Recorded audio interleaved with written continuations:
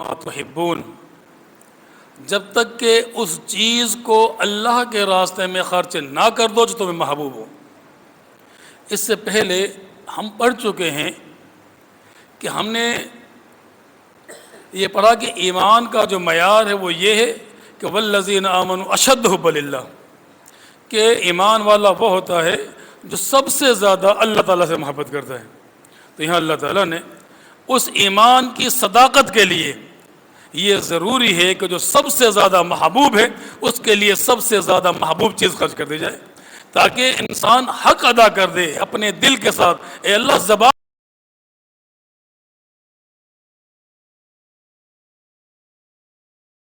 اور سب سے زیادہ محبوب چیز تیرے لیے قربان ہے۔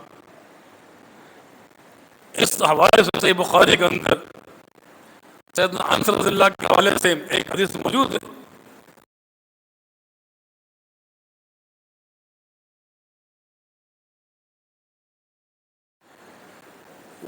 وہ آپ صلی اللہ علیہ وسلم کے پاس آئے اور کہا کہ اللہ کے رسول صلی اللہ علیہ وسلم، اللہ تعالیٰ یہ فرماتا ہے کہ لن تنالوا البر حتی تنفقوا مما تحبون، کہ جب تک محبوب چیز کو اللہ کے راستے میں خرچ نہ کرو۔ ان کے پاس بہت سارے باغ تھے، تو ان میں سب سے زیادہ جو بے جا ایک مسجد نبوی کے سامنے بہت پیارا باغ تھا، بہت خوبصورت باغ۔ آپ صلی اللہ علیہ وسلم اکثر اس میں جاتے تھے، بڑا قیمتی باغ تھا، میٹھے پانی کا چشمہ، آپ صلی اللہ علیہ وسلم وہاں سے میٹھا پانی نوش فرماتے تھے، بڑا قیمتی، ہمارے یہاں سب سے قیمتی مال ان کا یہ تھا۔ کہا کہ اللہ کے رسول صلی اللہ علیہ وسلم آپ گواہ بن جائیں کہ میں اپنی محبوب ترین چیز باغ کو اللہ کے راستے میں واقف کرتا ہوں، آپ جہاں چاہیں اس کو خرچ کر دیں۔ نہیں، یہ عمل ہے۔ صحابہ کرام رسول سنتے اور فوراً عمل کرنے کے لیے نکل جاتے۔ کہا کہ یہ سب سے میرا قیمتی مال، سب سے مجھے محبوب ہے، میں اس کو اللہ تعالیٰ کے نام پر خرچ کرتا ہوں، آپ جہاں چاہیں اس کو خرچ کر دیں۔ تو آپ فرمایا کہ یہ تو بڑا قیمتی مال ہے، اور ایک روایت میں کہ آخرت کے مقابلے میں تو اس کی کوئی حیثیت نہیں ہے، کہ آخرت سب سے اعلیٰ ہے، اور ایک جو کہ یہ بڑا قیمتی مال ہے، اور کہا کہ اس کو اپنے رشتہ داروں میں تقسیم کر دیں۔ دیکھیں، خود نہیں لیا بلکہ کیا کہا، اپنے رشتہ داروں میں۔ سیدنا طلحہ رضی اللہ عنہ نے اس مال کو اپنے چچیروں میں اور رشتہ داروں میں جو ہے وہ تقسیم کر دیا۔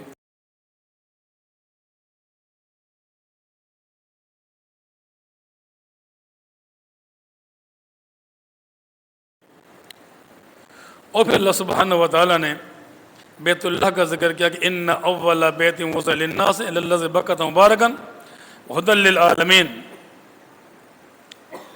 کہ اللہ تعالیٰ کا جو سب سے پہلا گھر ہے جو انسانوں کے لیے بنایا گیا وہ بیت اللہ ہے۔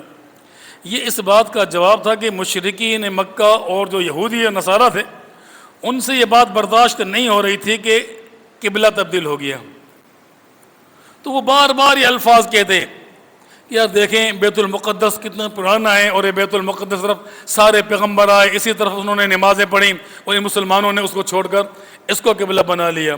تو اللہ تعالیٰ نے ان کو جواب دیا ہے کہ دیکھیں یہ لوگ غلط کہتے ہیں، کیونکہ بیت المقدس کو تو سلیمان علیہ السلام نے موسیٰ علیہ السلام کے بھی تقریباً 400 سال بعد آباد کیا ہے، جبکہ کہا یہ بیت اللہ تو ابراہیم علیہ السلام نے کہا کہ ان اول بیت وضع للناس للذی بکۃ مبارکا، یہ جو پہلا گھر ہے یہ مکہ کے اندر ہے جو کہ ابراہیم علیہ السلام نے بنایا تھا، اور یہ اس میں ہدایت ہے لوگوں کے لیے، اس میں فیہ آیات بینات ومقام ابراہیم ومن دخلہ کان آمنا، کہ دیکھیں اللہ تعالیٰ نے اس میں نشانیاں بھی رکھی ہیں، بینات، واضح نشانیاں۔ کیا نشانیاں ہیں؟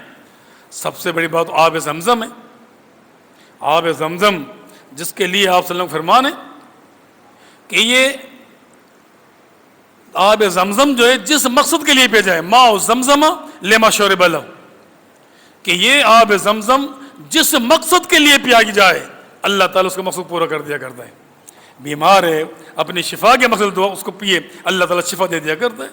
یہ کتنا عظیم پانی ہے، واحد پانی ہے دنیا کا جس میں پروٹین لحمیات موجود ہے، یعنی جو پینے کے کام بھی آتا ہے اور خوراک کے طور پر بھی استعمال ہوتا ہے، دنیا کا واحد پانی۔ اور آپ جانتے ہیں کہ ہمیشہ عمرے کرنے والے تو ہمیشہ موجود ہوتے ہیں، اس کے باوجود بھی حج کے دوران لاکھوں لوگ آتے ہیں کتنا پانی بھر کر لے کر جاتے ہیں، لیکن آج تک کسی نے یہ نہیں سنا کہ وہ کنواں خشک ہو گیا ہو یا کنویں میں پانی کم ہو گیا ہو۔ حالانکہ کوئی بہت گہرا کنواں نہیں ہے، ایک عام سا کنواں ہے، اس میں بڑی بڑی مشینیں لگی ہوئی ہیں جو بڑے بڑے کنووں کو خالی کر دیں، لیکن وہ خالی نہیں ہوتا۔ جتنی تیزی سے پانی باہر جاتا ہے اتنی تیزی زمین سے نکلتا ہے۔ اللہ فرمائے یہ نشانی ہے، یہ اللہ تعالیٰ کا گھر ہے، سب سے پہلا گھر یہ ہے، اس میں مقام ابراہیم ہے۔ اور یہ فرمائے کہ وَمَن دَخَلَهُ كَانَ آمِنًا، اور یہ اللہ فرمائے لوگوں جب اس دور کو یاد کرو ان آپ سے پہلے کہ اس حدود حرم کے باہر جو بھی ہوتا اس کو اچک لیا جاتا، قتل کر دیا جاتا، لوٹ لیا جاتا، لیکن جیسے ہی اس کا قدم حرم میں آ جاتا وہ امن میں آ جاتا۔ جو لوگ کتنے بھی ظالم کیوں نہیں تھے، لیکن حرم کا اتنا احترام تھا کہ جس شخص نے حرم میں قدم رکھ لیا وہ امن میں آ گیا، کوئی اس کو نقصان نہیں پہنچاتا تھا۔ یہ اللہ تعالیٰ نے نشانی بیان کی اس میں، فرمایا کہ وَلِلَّهِ عَلَى النَّاسِ حِجُّ الْبَيْتِ مَنِ اسْتَطَاعَ إِلَيْهِ سَبِيلًا، اور ہر شخص کے لیے ضروری ہے کہ جو صاحب استطاعت ہو وہ لازماً حج کرے، لازماً حج کرے۔ یہ حج جو ہے یہ فرض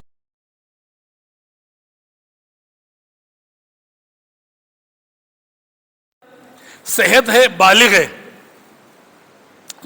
یعنی کہ عاقل بالغ، صحت، پیسہ ہے، اور گھر والوں کے پاس بھی پیسہ چھوڑ کر چلا جائے، جتنا کہ آتے جب تک وہ لوٹ کر نہ آ جائے اتنا خرچہ دے جائے، اگر یہ موجود ہے تو یہ صاحب استطاعت ہے اور اس پر حج فرض ہو گیا ہے۔ یہ جو ہمارے ہوتا ہے نا یار وہ شادیاں ہیں، مجھے شادیاں کرنی ہیں، اس کے لیے دیکھیں یہ اللہ تعالیٰ کا کام ہے، لیکن آپ نے فرمانے بھی ہے کہ حج عمرے سے پیسہ کم نہیں ہوتا۔ یہ اللہ تعالیٰ کا کام ہے کہ شادیاں کس طرح ہونی ہیں، یہ کوئی جواز نہیں ہے۔ اگر آپ کے پاس یہ استطاعت موجود ہے کہ صحت بھی ہے، پیسہ بھی آ گیا، تو اب آپ نے دیر نہیں کرنی، کوشش کریں کہ پہلی فرصت میں، ہو سکتا ہے کہ بعد میں آپ کو موقع نہ ملے، صحت آپ کا ساتھ نہ دے، تو اس کو پہلی فرصت میں ادا کر لیا جائے۔ تو یہ اللہ سبحانہ و تعالیٰ نے اور یہ ایک فرض قرار دیا ہے، اور یہ بیت اللہ کا ایک حقیقت بیان کی ہے کہ سب سے پہلا گھر جو اللہ تعالیٰ کا قائم ہوا ہے وہ بیت اللہ ہے، نہ کہ بیت المقدس ہے۔ اور پھر اللہ سبحانہ و تعالیٰ نے ایمان والوں کو خطاب کیا ہے کہ یا ایھا الذین آمنوا اتقوا اللہ حق تقاتہ ولا تموتن الا وانتم مسلمون، اے ایمان والو اتقوا اللہ، اللہ کا تقوی اختیار کر لو، حق تقاتہ، جو تقوی کا حق ہے ادا کر دو، ولا تموتن الا وانتم مسلمون، اور دیکھیں تمہیں موت نہ آئے مگر اس حال میں کہ تم مسلمان ہو۔ یعنی زندگی تو مسلمان کی حالت میں گزر سکتی ہے، لیکن جو موت ہے نا، کیونکہ آپ جانتے ہیں کہ انما الاعمال بالخواتیم، جب خاتمہ ہوتا ہے نا اس وقت جو آپ کا عمل ہے اس پر آپ کا حساب ہوگا۔ تو یعنی کہ موت ایمان کی حالت میں آنی چاہیے۔ تو یہ فرمایا، اور یہ کب آئے گی؟ اللہ نے فرما دیا کہ حق کا تقاتہ، تم تقوی کا حق ادا کر دو تو اللہ تعالیٰ تمہیں ایمان کی حالت میں موت دے دے گا۔ تو یہ اللہ تعالیٰ کا تقوی، اس کا حق ادا کر دیا جائے۔ اور پھر اللہ سبحانہ و تعالیٰ نے یہ بتا کہ وَلْتَكُن مِّنكُمْ أُمَّةٌ يَدْعُونَ الْخَيْرَ، یہ فرمایا کہ دیکھیں تم لوگ وہ ہونے چاہیے ہو جو لوگوں کو خیر کی دعوت دو۔ یعنی کہ اللہ تعالیٰ نے آپ پر یہ ذمہ داری لگائی ہے، یعنی کہ ہمیں تو عمل کرنا ہے ہی ہے، یہ بھی ہماری ذمہ داری ہے کہ ہم لوگوں کو خیر کی دعوت دیں، ان کو یأمرون بالمعروف وینہون عن المنکر، معروف کاموں کا حکم دیں، برائی سے روکیں۔ اولئک ھم المفلحون، یاد رکھیں یہ فلاح پانے کے لیے ضروری ہے، کامیابی کے لیے ضروری ہے کہ ہر شخص کی یہ ذمہ داری ہے جو اللہ نے اس کو استطاعت دی ہے اس کے مطابق اللہ تعالیٰ کے دین کو پہنچانے کا حق ادا کر دے۔ حدیث کے الفاظ واضح موجود ہیں کہ من رأى منکم منکرا، جو تم میں سے کوئی برائی کو دیکھے، فلیتغیروا بیدہ، تو پہلا حق اس کا یہ ہر شخص کا کہ اس کو ہاتھ سے روکے۔ یاد رکھیں پہلا حق کیا ہے؟ اس برائی کو ہاتھ سے روکے، روکنا ہے۔ ہاں فإن لم یستطع، اگر اس کی استطاعت نہیں ہے، اور اللہ جانتا ہے کہ استطاعت ہے کہ نہیں ہے، ہم کتنا بھی کہہ لیں لیکن اللہ جانتا ہے اس کی استطاعت نہیں ہے، فبلسانہ، تو زبان سے روکنا ہے۔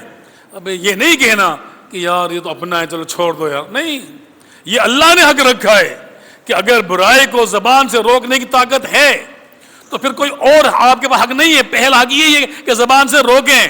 ہاں فإن لم یستطع، اگر اس کی استطاعت نہیں ہے، آپ سمجھتے ہیں کہ اس سے مزید شر پھیل سکتا ہے، تو فَبِقَلْبِهِ هَذَا ضَعْفُ الْإِيمَانِ، تو دل میں اس کو برا جانے. اور دل میں برا جاننے کا مطلب کیا ہے؟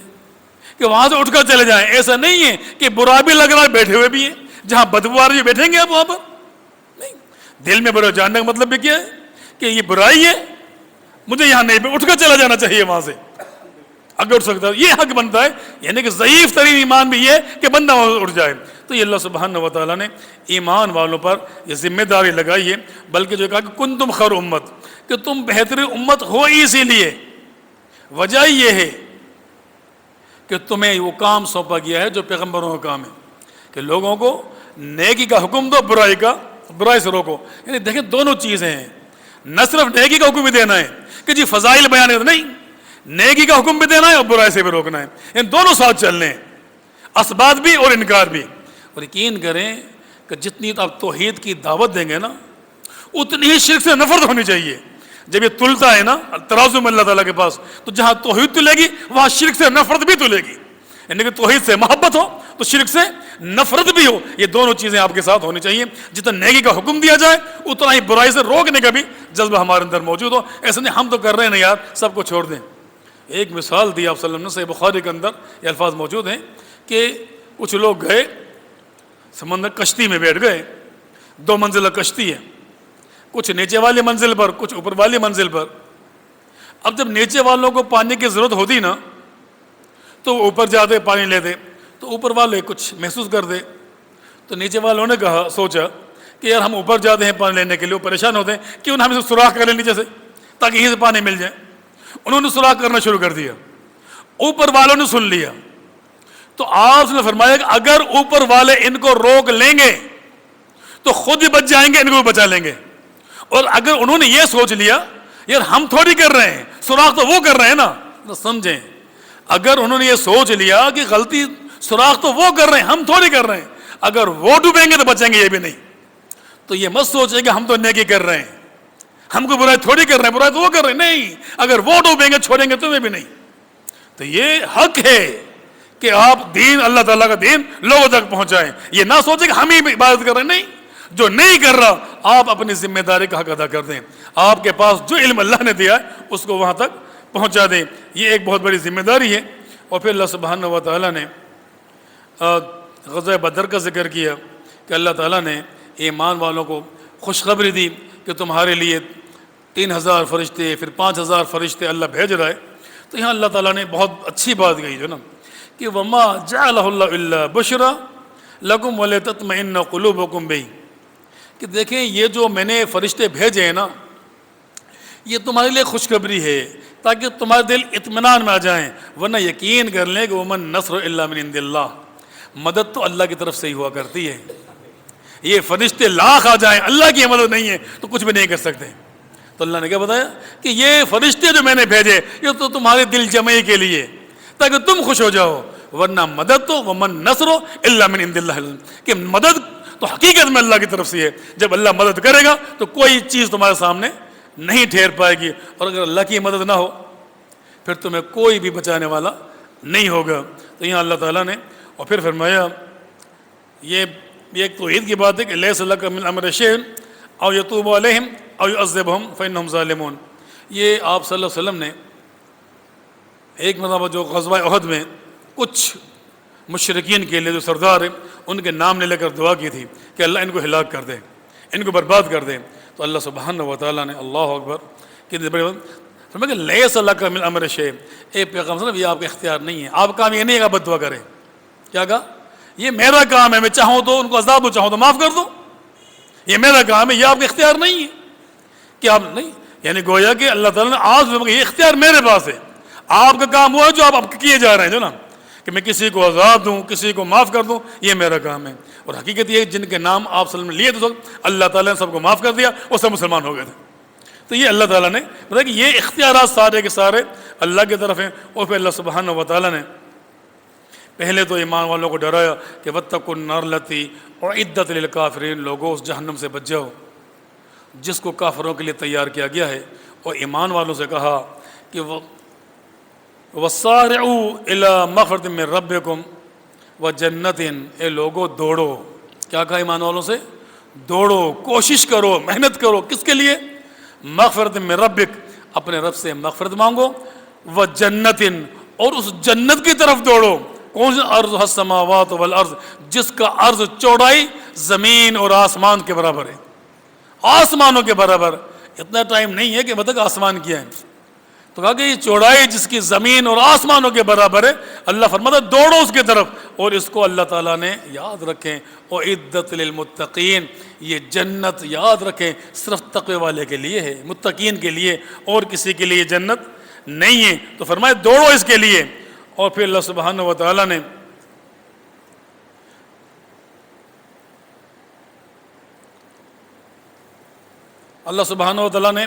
مزید کہ وَلَئِن قُتِلْتُمْ فِي سَبِيلِ اللَّهِ أَوْ مُتْتُمْ، کہ اگر تم اللہ کے راستے میں قتل بھی کر دیے جاؤ یا تمہیں موت آ جائے، تب بھی اللہ تعالیٰ کی مغفرت تمہارے لیے ہے۔ اور اللہ سبحانہ و تعالیٰ جب تمہیں وہاں پر جمع کرے گا تو تمہارے لیے اللہ تعالیٰ کے پاس بہت بڑا اجر اور بہت بڑی نعمت ہوگی۔ اور پھر اللہ سبحانہ و تعالیٰ نے یہ جو بھی میں نے ذکر کیا تھا کہ إِن يَنْصُرْكُمُ اللَّهُ فَلَا غَالِبَ لَكُمْ، ایک بات ذہن میں رکھ لو، اگر اللہ تمہارے ساتھ ہے، اللہ کی مدد تمہارے ساتھ ہے، فلا غالب لکم، دنیا کی کوئی طاقت تمہیں مغلوب نہیں کر سکتی، تم ہی غالب آؤ گے۔ فرمایا وَإِن يَخْذُلْكُمْ، اور اللہ تعالیٰ اگر تمہاری نافرمانیوں کی وجہ سے تمہیں ذلیل کرنے پر آ جائے تو فمن ذا الذی ینصرکم من بعدہ، تو کون مائی کا لال ہے جو اللہ کے مقابلے میں تمہاری مدد کرے گا؟ یاد رکھیں اللہ کی مدد ہے تو تم کامیاب ہو، اور اگر اللہ تعالیٰ کی مدد نہیں ہے تو کوئی بھی دنیا کی طاقت تمہیں اللہ تعالیٰ سے بچا نہیں سکتی۔ اور الذین، یہ بھی ایک جنگی چال کا ذکر اللہ تعالیٰ نے کیا ہے کہ جب غزوہ احد میں مشرکین جا رہے تھے تو آپ صلی اللہ علیہ وسلم کا پیچھا کر رہے تھے کہیں یہ واپس لوٹ کر نہ جائیں، تو ایک جنگی چال ہوتی ہے۔ تو مشرکین نے کیا کام کیا کہ اپنا ایک ساتھی بھیج دیا آپ صلی اللہ علیہ وسلم کے لوگوں کے پاس کہ تاکہ ان کو ڈرائیں کہ وہ لوگ اکٹھے ہو رہے ہیں آپ پر حملہ کرنے کے لیے۔ تو وہ ان لوگ ایسا ہی کیا کہ وہ آئے کہ الذین قالوا لهم الناس کہ ان الناس قد جمعوا لكم فاخشوهم، اللہ، کہ لوگ تمہارے لیے جمع ہو رہے ہیں، ایمان والوں سے کہا لوگ جمع ہو رہے ہیں تم پر حملہ کرنے کے لیے، تم ڈر جاؤ۔ تو لیکن ایمان والوں نے کیا کہا؟ اللہ اکبر، کہ حسبنا اللہ ونعم الوکیل، کہ اللہ ہمارے لیے کافی بہترین کارساز ہے۔ جب بھی انسان کے پاس کوئی بھی مصیبت آ جائے تو اس کا کام یہی ہے کہ وہ اللہ تعالیٰ کی مدد چاہے اور اللہ کی طرف متوجہ ہو جائے۔ اور پھر اللہ سبحانہ و تعالیٰ نے یہ فرمایا کہ ہر شخص کو موت کا ذائقہ چکھنا ہے، اور قیامت اللہ تعالیٰ پورا پورا اجر دے گا۔ اور حقیقی کامیابی کون سی ہوگی کہ وَمَنْ زُحْزِحَ عَنِ النَّارِ وَأُدْخِلَ الْجَنَّةَ فَقَدْ فَازَ، جس شخص کو جہنم کا ایندھن بننے سے بچا لیا گیا، جنت مل گئی، یہ سمجھ لیں کہ یہ حقیقی کامیابی ہے۔ اور پھر اللہ سبحانہ و تعالیٰ نے یہ سورہ آل عمران کی جو آخری آیات ہیں یہ بڑی قیمتی ہیں۔ جب یہ نازل ہوئی تھی نا تو آپ صلی اللہ علیہ وسلم اتنا روئے تھے، اتنا روئے کہ آپ صلی اللہ علیہ وسلم کے سامنے زمین تھی وہ بھی گیلی ہو گئی تھی۔ اور آپ صلی اللہ علیہ وسلم اس آخری رکوع کو جب بھی رات کو بیدار ہوتے تو اس آخری رکوع کی تلاوت فرما دیں، چونکہ ٹائم میں گھڑی دیکھ رہے ہوتے نہیں ہے کہ میں اس کے حوالے سے کچھ گفتگو کر لوں۔ البتہ ایک چیز جو میں چاہ رہا ہوں وہ یہ ٹھیک ہے نا کہ اللہ سبحانہ و تعالیٰ نے بس اس کو میں یہ جو بھی وراثت کے حوالے سے بات ہوئی تھی صرف اس کا میں تذکرہ کر رہا ہوں کہ اللہ سبحانہ و تعالیٰ نے وراثت کا ذکر کیا ہے۔ یہ وراثت اس کو اللہ نے فرمایا تلک حدود اللہ، لوگوں یہ اللہ کی حد ہے، سمجھ لیں اس کو، یہ معمولی کام نہیں ہے۔ وراثت اللہ کی حدیں ہیں، اور جو شخص اللہ کی حد کو پامال کر دے، اللہ اکبر، اللہ فرماتا ہے وَمَن يُطِعِ اللَّهَ وَرَسُولَهُ يُدْخِلُ جَنَّاتٍ تَجْرِي مِن تحتہا الْأَنْہَارُ، جو اللہ کی اس حد کو قائم کر لے گا اللہ تعالیٰ اس کو جنت میں داخل کر دے گا۔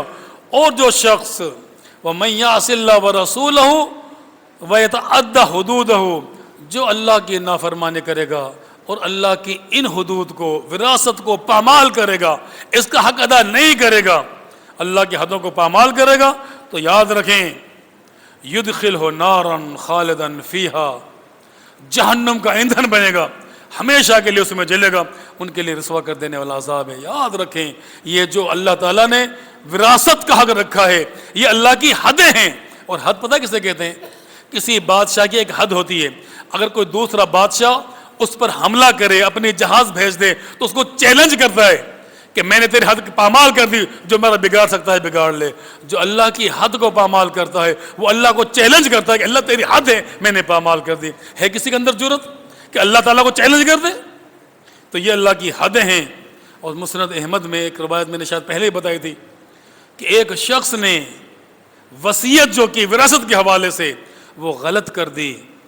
جب آپ صلی اللہ علیہ وسلم کو پتہ چلا، اس کا جنازہ پڑھا دیا تھا، تو آپ نے اگر مجھے پہلے پتہ چل جاتا کہ اس نے وراثت میں حق ادا نہیں کیا تو میں اس کا جنازہ ہی نہ پڑھاتا۔